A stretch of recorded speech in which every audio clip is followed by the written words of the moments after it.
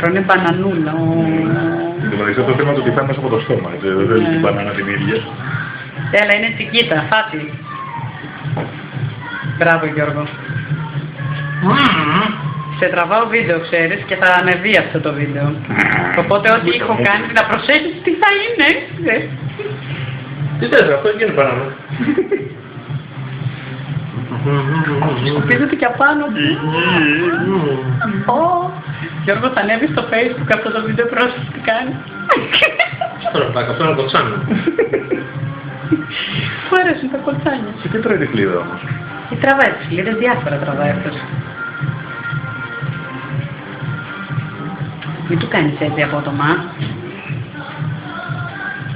Να του αρέσει η φλίδα. Να πάει τη φλίδα καλύτερα, να πάω τώρα. Σαν τα κατσικούλια, ξέρεις, που τρως την μπανάνα και τις δίνεις τις φλίδες και τις τρώνε, κάπως έτσι. Και τα κατσικάκια έτσι κάνουν. Έχεις να κάνεις δήλωση, Μανούσο. Πάει μπανάνα, τέλος.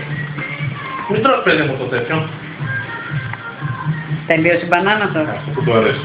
Φέρε αυτό εδώ παιδί. Μου λες αυτό.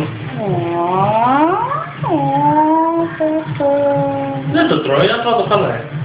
Αλήθεια.